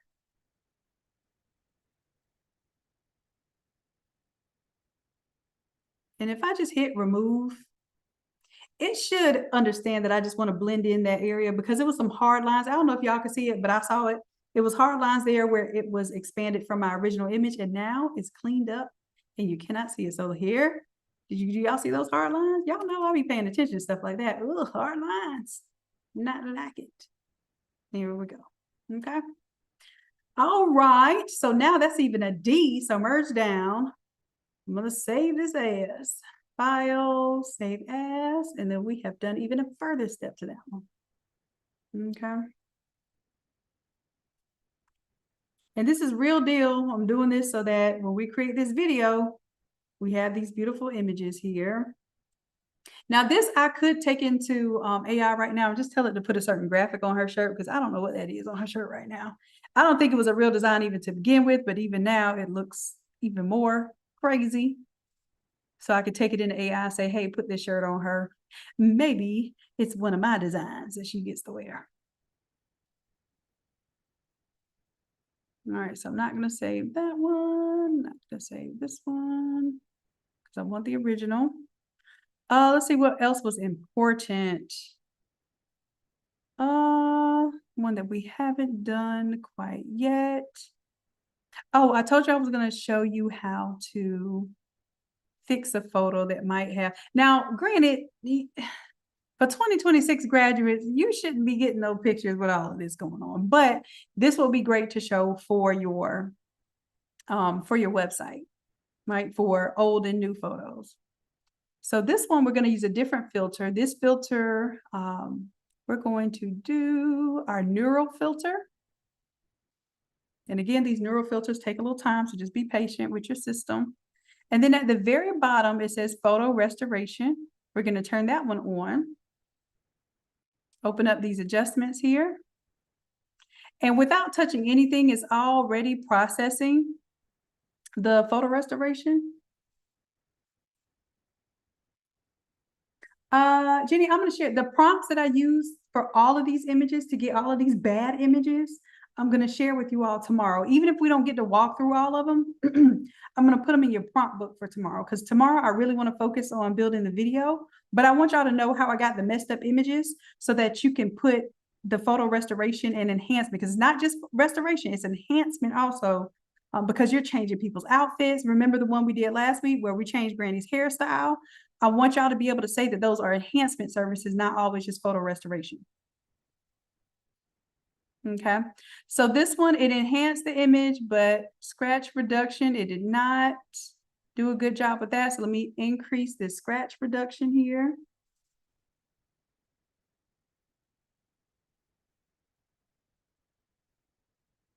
And just give it a little time.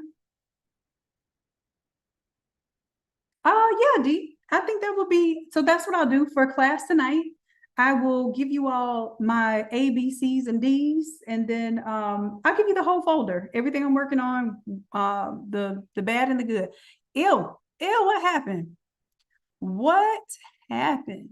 Now, I haven't seen it do this before, and it may be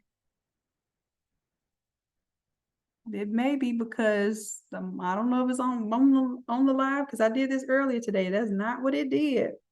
Y'all know I prep before I come to classes. That ain't what we did. Now, granted, I'm just going to put it like this. I feel like it does a lot better doing the photo restoration in AI like we've been practicing. But I just wanted to let you know that there was an option inside of Photoshop that doesn't utilize your AI credits. However, it's acting a donkey right now, so I don't even think I feel comfortable recommending this at all. But you do see that it did take the scratches out, but now it just looks crazy. So let me take down the scratch reduction a little bit here. I just think it takes a lot to rework this when we know what we can do in AI, which is what we've been doing. So yeah, at least you see this result of this one. The one I did earlier today did not end up looking like this at all, but take off enhance the face. I think, you know, where it had the scratches is having a difficult time replacing those areas. But now that I'm taking the photo enhance down and the scratch reduction down a little bit, it is looking better, but this is too much. We're doing too much here. We're doing way too much here. So I'm gonna take that off, and best result here is what I've been showing you all. Yeah, that was too much for photo. Like there's no need to even spend that much time on it in Photoshop. So this one I'm going to take to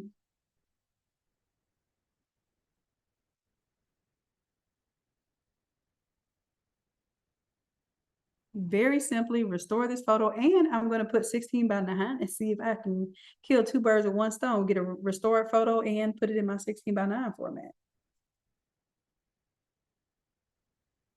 But yeah, absolutely. And then, you know, you have my before and afters if you just want to use that straight up for your website.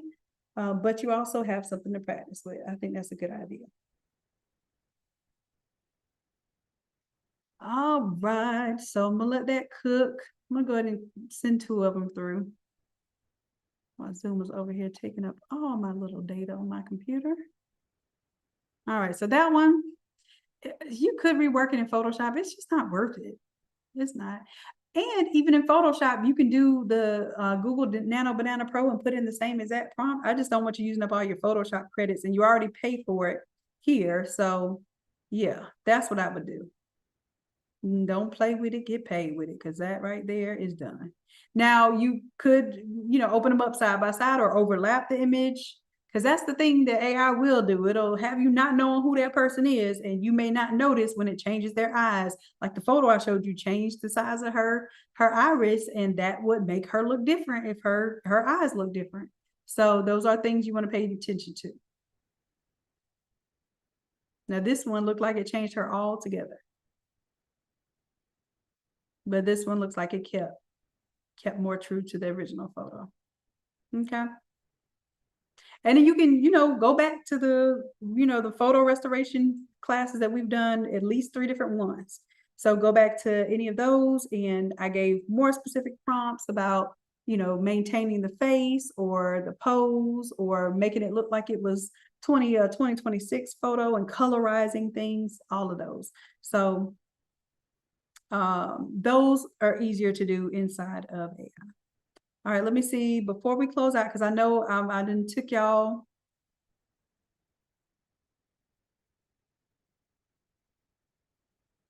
Let's see. So my whole point was to show y'all what AI does better than Photoshop and what Photoshop could do. I would take this image. I'm just going to tell you what I would do. I would take this image and tell it to, in AI, tell it to give her a natural pose that doesn't look like a selfie. And it would change the position of her arms. I would, of course, tell it to maintain her exact facial features. Same thing with this one, because putting this, oh, how about I'll show y'all that one, because I think it matters to see that.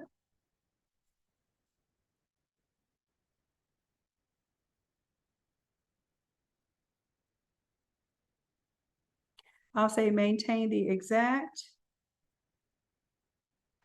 face and facial features and outfit for the woman in image 1. And I would just say change the pose so that she is not, or she does not look like she is holding the camera in selfie mode. Instead, make her appear as if she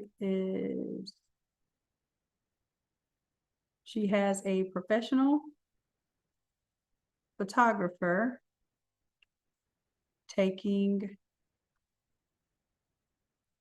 her photo. I'm not telling anything about setting, background lighting, anything like that. I just wanted to reimagine this. And of course, I'm setting it as 16 by 9, so it can go ahead and give me the longer or the wider image. We can always crop it in, but when you're making videos, 9 times out of 10, they're going to show that video on a TV.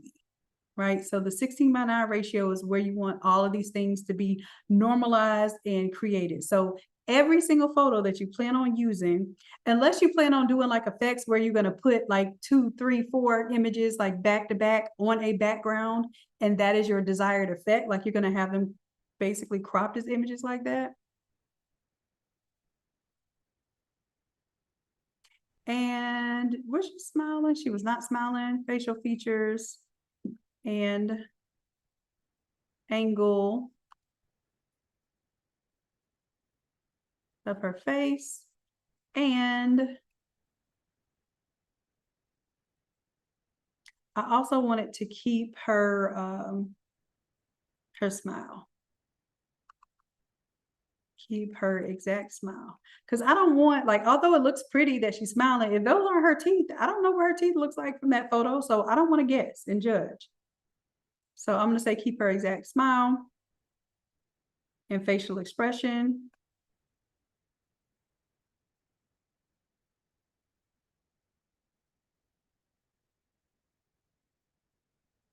And let's generate that one more time.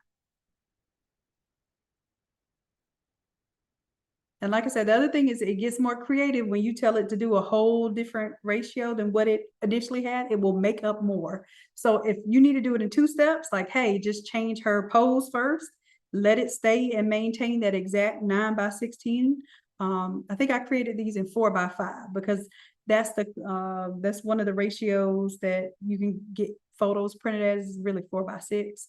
So I've created them all as 4 by 5. So if I were to continue to say 4 by 5 for that, it will focus on it.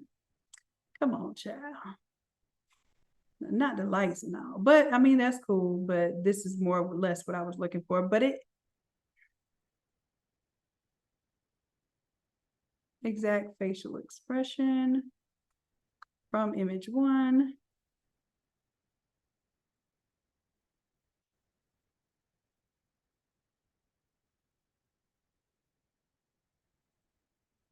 I'm gonna take off smile because maybe it thinks that she's not smiling. That's why it's showing teeth. So I use the word smile.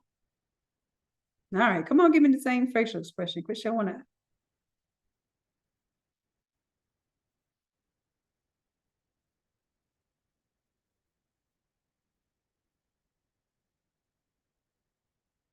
All right, but I do like how it completed her shoulder there. And even if I had to, y'all, if it was necessary to even merge parts of the image, it's just that it also changed the lighting. So I don't feel comfortable, just sticking that head on the shoulders that it gave me there with the background, because I know that lighting is different.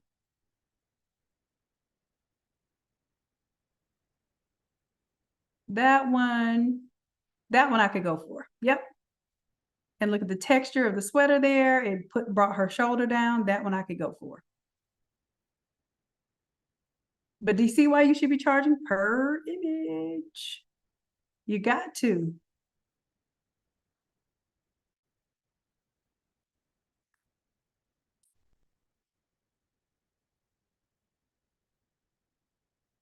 All right, let me see, because we got to shut this thing down because we are at 2 hours now. This one here, this is a common one. I'm just going to show you this. This is basically what I did for the other image that was at an angle. So what I'm going to do is use my polygon tool here. Polygon lasso. I'm going to grab this one here. Just Control J. Boom, boom, boom, boom. This will be the last one we do today. Control J.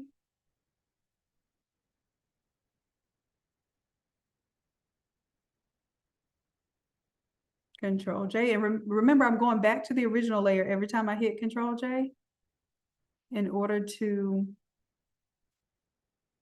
grab that part of the image. Now this one, that one's probably going to be really bad off. It looks bad quality. Okay. Now what I'll do for each of them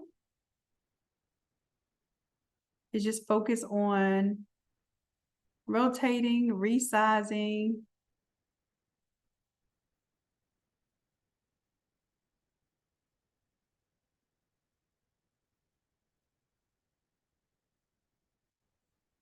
I'm going to clean that up. Then I will use my remove tool.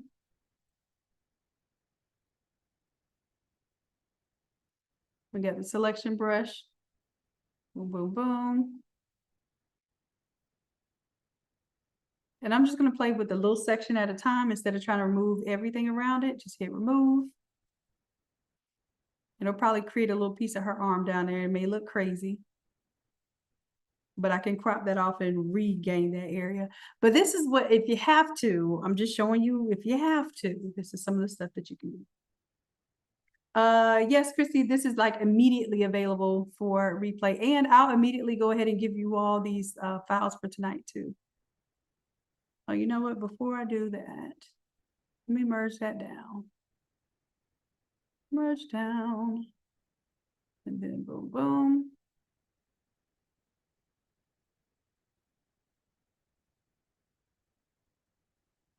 And like I said, that remove doesn't use quite as much AI power as when you're doing the generative fill. So if you can ever get away with remove, then do that.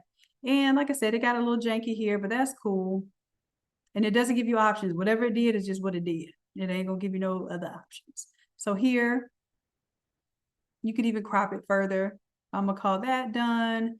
This one, I wouldn't even, I'm not even gonna focus on this one. This one is gonna be so poor resolution, but I suppose I could show you so you could show your clients, like that's not even worth me enhancing. But you know, if it were decent quality, I could show you what I do. I'm looking at the horizon of the water there, the bottom of the photo here. If I had to, I could even use the distort tool. So transform and distort. This one, it looks like it was taken like top on, but sometimes they're not taking top on, and you have to stretch the image out because when they gave it to you, they took it at an angle and the bottom is wider than the top, so you have to correct that. And this is how you could correct that. All right, and I'm just making sure that it's even here. When I feel like it's even, boom.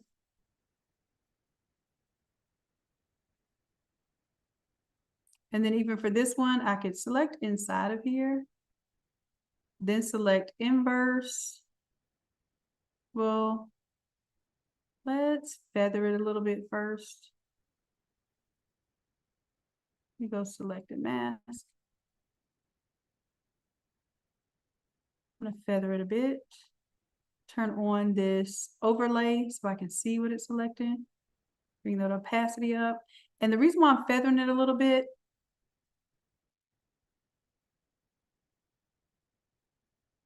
I'm gonna invert the selection. Cool, cool. And then I can do a generative fill on the outside here. Like I said, this is a poor quality photo. Look how grainy it is, but it was given a presentation of what it would actually look like. Then I would take the grainy photo and put it through my AI to enhance it, and I would charge for that as well. So like I said, each of these images, I'm going to use Firefly just because it doesn't take up that many credits and it should be a bit faster. And it shouldn't have any image with any big problem with extending the beach background image. It should be able to do that pretty easily. It's not complicated. Okay, so see how that did? Boom, boom, merge that down. All right, so 1 and 2. And it would be the same exact principles for these other 2 images. Okay. Now this one, so I'll save this one as 024B 024. Hey, but I would not, don't advertise this one on your website. Do y'all hear me? Don't advertise it. Hey, take a top-down photo of 4 different pictures thrown about your coffee table. Do not advertise that. I'm just letting you know if you received something like that, what to do, okay? Please. Oh Lord, there's a little gecko. Sitting by the glass. I'm seeing bottom sides of little tiny tree frogs and geckos. Lord have mercy. And I'm not freaking out because I'm teaching. But at least they're on the other side of the glass. And maybe that's the other reason why I'm not freaking out. All right, so all right. So yeah, I'll put them in there just so y'all can see what you could do. But definitely you would want to upscale those 2. And when I tell you, I've had to do this for celebrities. You will not imagine. You think celebrities that have like high level or high quality images and people that's ready to have these on a Google Drive somewhere. Oh no, they still screenshotting stuff from their Facebook and Instagram and sending it to you. Yeah, I had to do a whole pool party with 6 different celebrities on it. And every last celebrity image they gave me was a screenshot of their social media. I'm not kidding, y'all. I'm like, oh, these people got PR teams and stuff that have all these photos ready on deck. Nope. Not at all. You'll be surprised, and it's not just celebrities. I've had coaches that charge $20,000 and $50,000 for their inner circle memberships that they're pitching at these events, and I'm designing for their events, and their photos are literally screenshots from the social media. I don't have any high resolution photos, but I'll make some up if somebody needs one. But you'll be surprised what you end up having to work with. And the biggest compliments I get is when they give me some garbage and they know they gave me some garbage. And I create something magical with the same steps that I'm showing y'all. But yeah, I think we've covered a lot tonight. If we need to go over anything else, anything additional as I'm creating these images for the video that we're going to do, then I'll highlight some of those additional features you may need to learn. But we've also done, like I said, at least 6 other classes, because we've done this in Photoshop and we've done this in AI several times. So you may want to access those classes there as well. Here, I'm gonna do one last thing before I let y'all go. Let me do photo with the hair cropped off, because I want y'all to see how easy it is now. It didn't used to be that easy. Matter of fact, I'll take this one. No, because that's like the filtered image. Yeah, let's grab this one. I'm going to chop the top of the picture off because that's how they give it to me sometimes. And this is actually a very nice, high quality image. Okay, so let's say, I don't know what it's going to do here with making this 16 by 9, but we're about to see. And that isn't even chopping off enough of her head. Let me chop off some more. Like, they used to give it to me like this. Like, boom. Oh, why did I do that? I don't want to. Let me clear this filter off, or clear the ratio off. Clear, get out of it, come back to it. Oh Lord, clear, get out of it, come back to it. There it goes. All right, so I am going to manually cut the top of her head. Boom, boom. So they would give me images like this. And I'm just going to show you how easy it is for you to go to the image, pull it up here. Now, I have it on delete prop pixels, so technically those pixels that were there before are gone. So I'm going to do generative expand. You can try your deal with Firefly. I'll show you that. It can sometimes work depending on, you know, how the hairstyle truly is. And let's just let it demonstrate to you what it does. Because it does disappoint me quite often with the Firefly, so I do use the Nano Banana.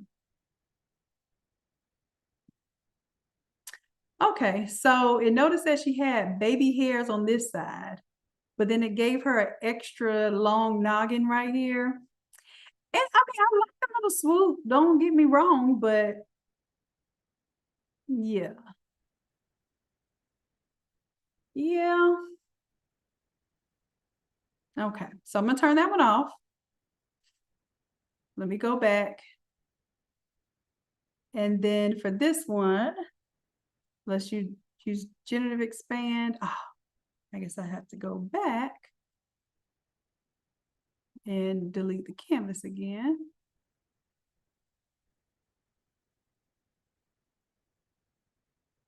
And the only thing was it just like it pushed that hairline back. It pushed the buffing cap back. And I don't know.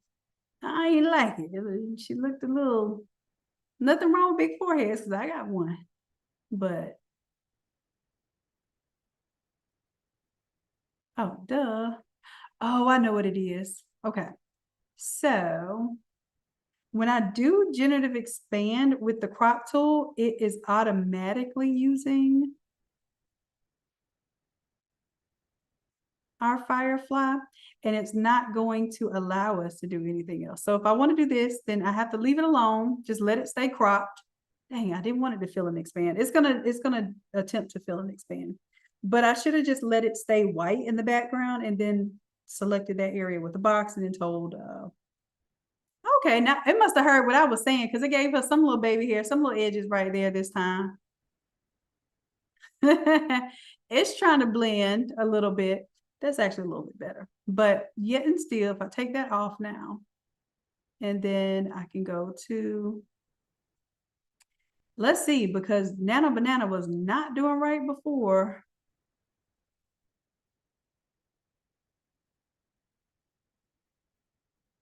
And I'm just gonna put,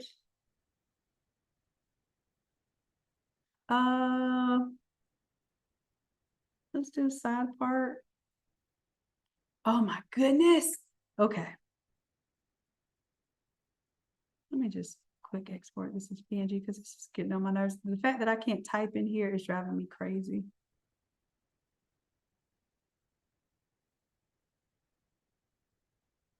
All right.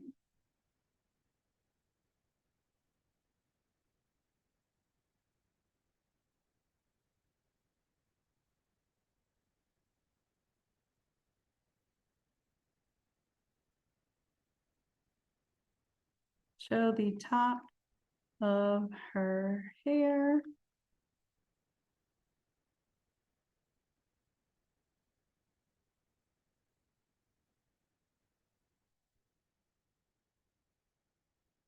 All right, I'm gonna let the Nano Banana Pro do this in this particular Higgs field instead of on Photoshop, since it's giving me issues with my Zoom.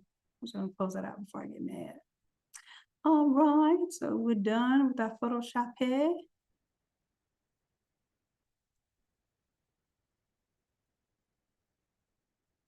Run that a couple times.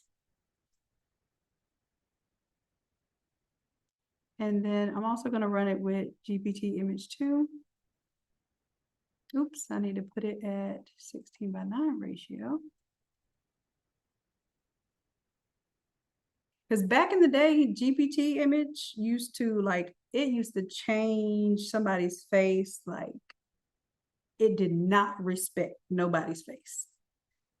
Things have changed, but sometimes it does get back into that mode where it will change your face. But I've seen it be a lot more consistent a lot more, maybe as consistent as Nano Banana, maybe even more, because Nano Banana does some weird stuff, like it will use a totally different person that you didn't tell it to use randomly in your generations. And this one turned out nice with the top of the head missing. Look at that. Boom. Did it change her dress a little bit though? The pattern? No, it just cropped it. That's what it did, because I told her to do 16 by 9. But look, this look like, I don't know who uncle that is in the back that wasn't there before, but he's there now. This is good enough for us to go ahead and do this this video. And that was image B. All right, so between Photoshop and between your AI tools, you're able to extend these backgrounds, clean up the backgrounds, make everything 16 by 9 so that it makes the beautiful, and it doesn't matter even if you want to use the narrow versions of the image. If you prep all of your images and you have them ready, then you don't have to worry about which ones are going to go well with the video naturally and which ones you're going to have to trim down or extend or that sort of thing. So not saying you have to do that for every last one of them, but you know, depending on how many you have to do, this just makes it tell the story a lot easier, and you know how to do it for whichever images you really want extended. Okay, look, ChatGPT gave her a little more bump. I think it also changed her teeth a little bit. Something changed there. I'm looking. Eyes. Something changed there. It's either cheek, eye, something changed there. But like I said, it gave her that little hump, that little bump up there. I ain't mad at it. All right, so that's it for tonight, loves. I know Photoshop class is just supposed to be an hour, but as I have been showing you all more advanced techniques and helping to expand your expertise and your skill set in Photoshop, I have been committed to spending a little more time with you on that. So the instant replay is available. Customer Happiness just dropped in the chat. Go ahead and click on that link and save it if you want to, or you know, at least have it open in your browser so that you can redo any of the steps for tonight. I'm going to go ahead and zip up all the images that I created, put them on your back end of your Photoshop class so that you can have fun doing the steps that we did tonight. But I encourage you, once I give you the prompts on Thursday, I encourage you to take your characters.